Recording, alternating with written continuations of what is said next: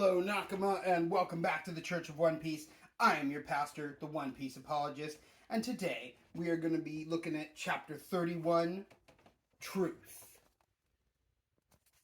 Fun little cover art, all of our favorite characters hanging out up in like a cloudy paradise, you know. I just got to say that I think, Oda-sensei may have had a little cloud adventure on the brain, thinking about what it would be like to hang out in the clouds, right? So he drew a little picture. Usopp, actually grabbing Kaya and, being violent with her for real and, really, no Kaya, bad Kaya's subconscious, not be dreaming about Usopp being a villain. Usopp is a great, great man. He is a good person, and you are the problem here. Do not dream that. It is a bad dream. I know you can't control it. I don't care. Bad. Don't do that. Usopp's not a villain. Should have believed him.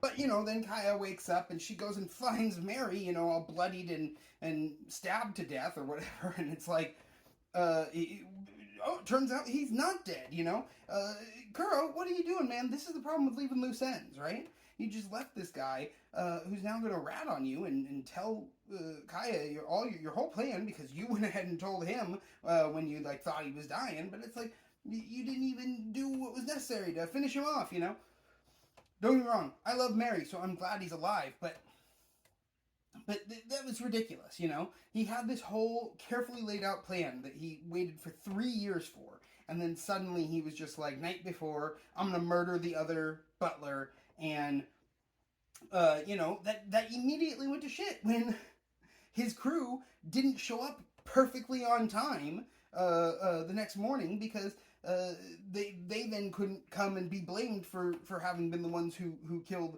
Mary, right?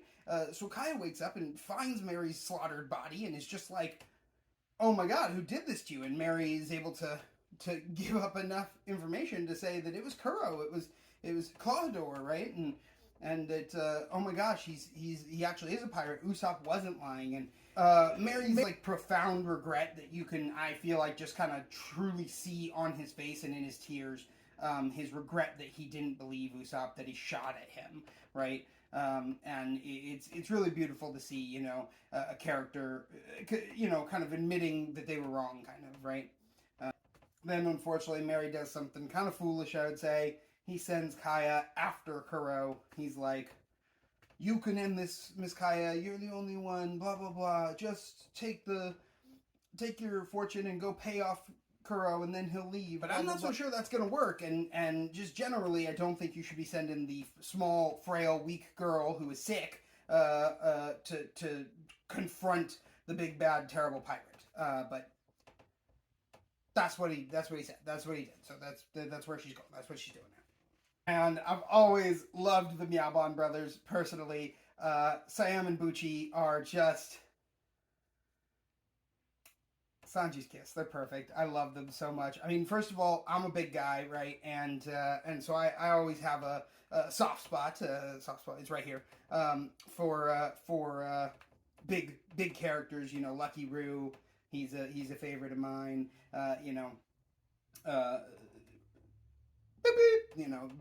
Blank out that name there because you haven't been introduced to that character yet, but he's another favorite because he's a big guy, and and of course we got Bucci. He's a thick fella. He's got more to love, but he's still one of the strongest Black Cat pirates. So pretty dope. I love Bucci, and they just give me the Meowbon brothers just give me such Team Rocket vibes. They jump in all super badass, do these cool anime flips or whatever, we got our claws, rah, we're Black Cat pirates, Meowbon brothers, rah, And then they just land and immediately they're like, oh no, we can't do that, we're not strong enough to do that, that's so scary, blah blah blah. And so they're just so lame, and I love it.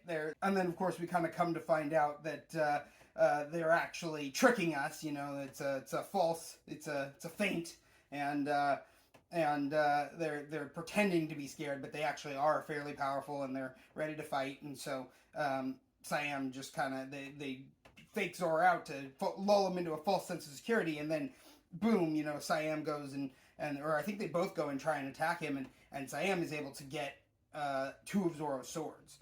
and that's no good, because Zoro is a Sentoryu user, 3 sword style. He really functions. He really functions a lot better if he has all 3 swords. So I think them getting their hands on 2 of his 3 swords is definitely a serious handicap for Zoro, and he's got to fight 2 people, right? So we'll have to find out next time whether he can overcome Sayamabuchi. But until then, this has been the review for Chapter 31, Truth. And as always, One Piece be with you.